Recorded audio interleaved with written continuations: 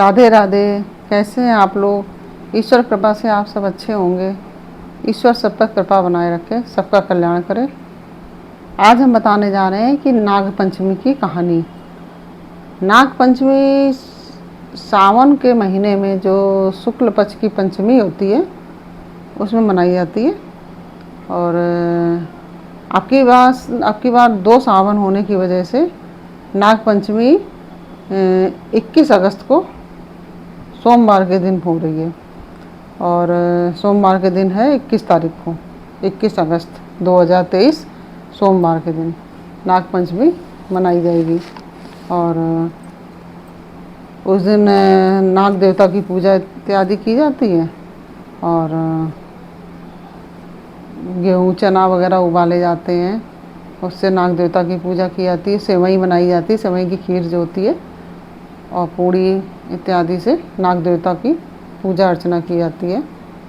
और नाग देवता को रोली चावल सब, रोटी पूड़ी, गेहूँ उबाल के, चने, सब चीज़ का भोग लगाया जाता है। और सेवई बनती है, जो सेवई की खीर मीठी, उसका भी भोग नाग देवता को लगाया जाता है। और वो सब करने के बाद नाग देवता की जो नाग पंचमी की कहानी है वो कही जाती है। और जो नाग पंचमी की कहानी है वह इस प्रकार है। एक साहूकार था, उसके 7 बेटे और 7 बहू थी। सातों बहू जोहड़ में से मिट्टी लेने गई, और वहाँ मिट्टी में से एक सांप निकला। और फिर सारी देवरानी जिठानी सांप को मारने लगी, तो छोटी बहू ने सांप को मारने नहीं दिया।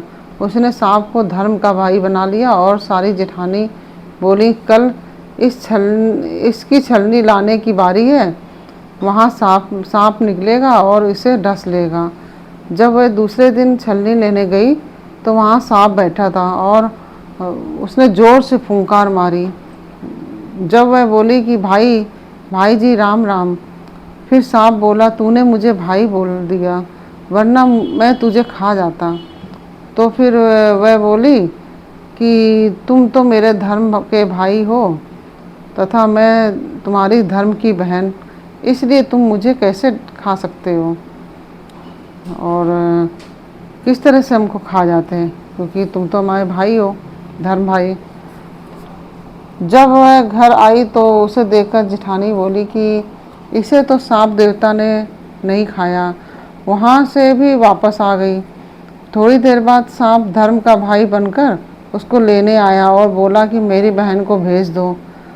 तब जिठानी बोली कि हमारा तो पीहर भी है, तब भी हमें कोई लेने नहीं आया। इसका पीहर नहीं है, तब भी इसका भाई लेने आ गया। बाद में उसको सिर धोकर, मेहंदी लगाकर तथा सामान इकट्ठा करके भेज दिया। रास्ते में उन्हें खून की नदी बहती हुई मिली। वह बोली कि मैं नदी कैसे पार जाऊंगी, नदी के पार कैसे जा पाऊंगी? तब भाई बोला, मेरी पूँछ पकड़ ले। जैसे ही वह जाने लगी, खून नदी दूध की बन गई। जो खून की नदी थी वह दूध की बन गई। पीहर आते ही सबने उसकी खातिर की। एक दिन सांप की माँ बोली कि मैं बाहर जा रही हूँ, तो अपने भाई को दूध ठंडा करके पिला देना। उसने भाई को हल्का गर्म दूध पिला दिया। उससे उसका फन जल गया। किसी का फन जल गया, किसी की पूँछ जल गई। जो सांप कई एक थे ना। एक दिन उसकी पड़ोसन से लड़ाई हो गई। उसका धर्म भाई अपनी माँ से बोला कि माँ, अब बहन को ससुराल भेज दो। तो उसकी माँ ने उसे बहुत सारा धन देकर ससुराल भेज दिया। वहाँ पर ताई चाची बोली कि बहू, तेरा भाई बहुत लाड़ चाव करता है, और तुझे 6 कोठे की चाबी भी दे दी, परंतु 7वें कोठे की चाबी क्यों नहीं दी? तब भाई बोला कि 7वें कोठे की चाबी लेगी तो पछताएगी। वह बोली कि मैं तो चाबी जरूर लूँगी। तब उसने चाबी लेकर खोल कर देखा तो एक बूढ़ा अजगर बैठा था। अजगर ने उसको देखकर फुंकार भारी कस के फुंकारा। तो वह बोली, बाबा जी राम राम। तब अजगर बोला, तूने मुझे बाबा जी कह कर बुलाया है, नहीं तो मैं तुझे डस लेता। जैसा कि सांप ने भी बोला था ना पहले। इस तरह से अजगर भी बोला। वह बोली, तुम मेरे धर्म के पिता हो, कैसे ढस लेते। तब नाग देवता ने उसे 9 करोड़ का हार निकाल कर दिया और वह बहुत सारा धन दौलत लेकर ससुराल आ गई।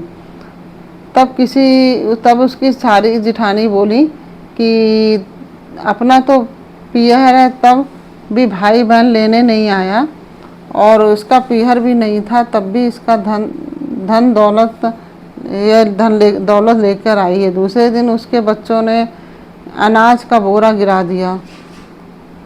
तब उसकी ताई बोली कि तेरा तो नाना मामा है, उसे वह सुनता होगा, नाना मामा जो है तुम्हारे वह सुनते होंगे, तो चांदी सोने का अनाज की बोरी मंगवा दी जाए, तो तुम हमारा अनाज मत गिराओ। तो उसने कहा कि तुम्हारे तो नाना मामा है, वो तो चांदी सोने के अनाज की बोरी मंगवा देंगे, लेकिन तुम हमारा अनाज मत गिराओ। तब लड़के लड़की ने अपनी माँ के पास जाकर कहा, तो सांप ने सुन लिया जो उसके बच्चे बोले, उसको वो जो सांप थे उन्होंने सुन लिया और उसकी बात सुनकर अपनी माँ से जाकर कहा कि माँ, बहन को तो उसकी जिठानी ताने मारती है, इसलिए मैं तो उसे सोने चांदी की बोरी देकर आऊँगा। उसने सोने चांदी की 2-2 बोरी मंगवा कर रख दी। दूसरे दिन उसके बच्चों ने झाड़ू बिखेर दी। तब उसकी ताई बोली कि तुम्हारे नाना मामा तो अजगर और सांप हैं, उससे सोने चांदी की झाड़ू बनवा लो, हमारी झाड़ू मत खिंदाओ। और तब सांप ने सोने चांदी की झाड़ू बनवा कर दे आया। सांप ने ये सब सुन लिया तो सांप ने सोने चांदी की झाड़ू भी दे दी। तब जिठानी ने राजा से जाकर कहा कि हमारी देवरानी के पास 9 लाखा हार है और उसका वह क्या करेगी, वह तो रानी के गले में अच्छा लगेगा। तो राजा ने साहूकार के बेटे की बहू को बुलवाया और बोला कि हार मेरी रानी को दे दो। उसने वह हार निकाल कर अपनी जो उनकी राजा की रानी थी उसको दे दिया और मन ही मन में बोली, यह हार मेरे गले में रहे तो हार रहे और रानी के गले में रहे तो सांप बन जाए। तो रानी के गले में हार पहनते ही हार सांप बन गया और काटने लगा। तब रानी चिल्लाई कि साहूकार के बेटे और बहू को बुलवाओ, और साहूकार के बेटे और बहू को बुलाया गया। राजा ने बुलवाया और पूछा कि तूने मेरी रानी को क्या किया जो उसके गले में हार पहनते ही सांप बन गया। वह बोली, मैंने तो कुछ नहीं किया, मेरे तो पीहर नहीं था, तो मैंने तो सांप देवता को अपना भाई भतीजा बनाया था, उन्होंने ही यह हार मुझे दिया था। और राजा ने यह बात सुनकर हार वापस दे दिया और साथ ही में एक हार और सौंप दिया। उसको जो छोटी वाली बहू थी उसको एक हार और दे दिया साथ में। देवरानी जिठानी फिर बात करने लगी कि यह तो राजा रानी से भी नहीं डरी, अरे राजा रानी से डर जाती तो उसका हार चला जाता। तो वो जो रानी जिठानी थी वो आपस में बात करने लगी और उसके पति को सिखा दिया कि तेरी पत्नी इतना धन कहाँ से लाती है। जैसे नहीं कान में काना फूसी का जो करते हैं, तो उसके पति से काना फूसी करने लगी जिठानी देवरानी। तब जाकर वह जो उसका पति था वह अपनी पत्नी से लड़ने लगा और पूछा कि तू इतना सारा धन कहाँ से लाई। वह बोली, हम सातों देवरानी जिठानी मिट्टी लेने गई थी। तब उसने ये सब पूरी बात बताई कि हम सातों देवरानी जिठानी मिट्टी लेने गई थी, वहाँ पर सांप देवता निकले और उसे मारने लगे, लेकिन हमने मारने नहीं दिया उसको, मेरा पीहर नहीं था इसलिए मैंने सांप को अपना भाई बना लिया। तो सांप देवता ने ही मुझे यह धन दिया है। उसके पति ने सारे गांव में ढिंढोरा पिटवा दिया कि सब नाग पंचमी को ठंडी रोटी खाएं, कहानी सुने और बायना निकालें और नाग देवता की पूजा इत्यादि करें। इस कहानी को जो कोई भी पढ़ता और सुनता है उसकी नाग देवता की कृपा से सभी मनोकामनाएं पूर्ण होती हैं। और नाग देवता जैसे वो छोटी बहू की सभी मनोकामनाएं पूरी करी, ऐसी प्रभु सबकी मनोकामना पूर्ण करना। इस तरह से नाग पंचमी की कहानी पूर्ण हुई। और नाग पंचमी में बेटियों को ससुराल से मायके बुलाया जाता है और उसमें नाग पंचमी में बेटियां आके झूला इत्यादि भी झूलती हैं। उसमें झूला डाला जाता है और झूला डाल के उसमें बेटियां झूलती हैं और उसमें मेहंदी लगाती हैं, हरी चूड़ियाँ, सुहाग का सामान वगैरह बेटियों को दिया जाता है। बेटियों को चूड़ियाँ वगैरह पहनाई जाती हैं मायके में। और मायके में बुलाने से बेटियों को सावन में जो नाग पंचमी में बुलाई जाती हैं बेटियाँ, उससे उनके मायके में बरकत होती है, उसमें धन आदि बढ़ता है। तो बेटियों को ज़रूर बुलाना चाहिए। इसमें सावन के महीने में बेटियों को मायके ज़रूर जाना चाहिए। और जो भी मतलब सासें वगैरह हैं उनको अपनी बहुओं को उसमें ज़रूर भेजना चाहिए मायके में। इस तरह से ये कहानी पूरी हुई। और बेटियों को क्यों जाना चाहिए मायके और इसका क्या कारण है, किस तरह से क्या होना चाहिए, इसके बारे में हम पूरी कहानी आपको अगले वीडियो में बताएंगे।